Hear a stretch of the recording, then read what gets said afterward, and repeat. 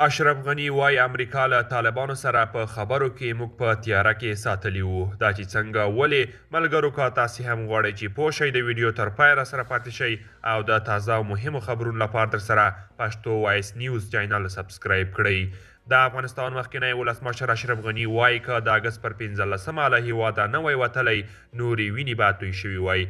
دی وایي د ده تر ټولو لویه تېروتنه دا وه چې پر نړیواله ټولنه یې باور وکړ.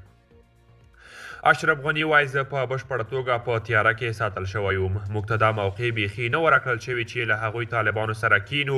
سفیر خلیلزاد به له هغوی سره ناستې کولې او له دې امریکایي موضوع جوړه شوې وه. خلیلزاد څه موده مخکې وي او اردو ته په ځانګړې مرکه کې د دوحې د تړون ملاتړ کړی و او ویلي یې و د حالاتو او شرایطو په تناظر کې د دوحې لوزنامه یوه بهترینه لوزنامه وه.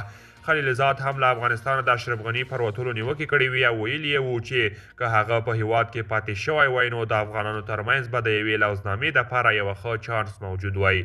خلیلزاد په هغه مرکه کې پر اشرف غني د بین الافغاني مذاکراتو د ځنډولو تور هم پورې کړی و.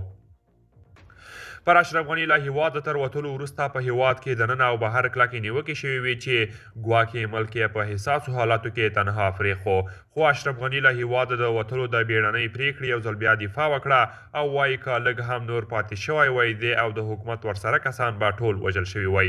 غني وایي په هماغه سحر د هیڅ دا فکر نه کاوه چې نن به وطن پرېږدي.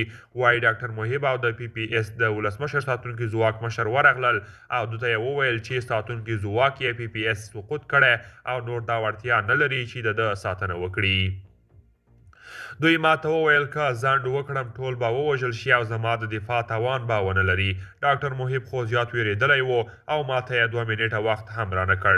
زما لارښوونه دا وه چې خوست ته راتګ لپاره تیاری وکړه خو هغه راته وویل خوست او جلال آباد دواړه سقوط شوي.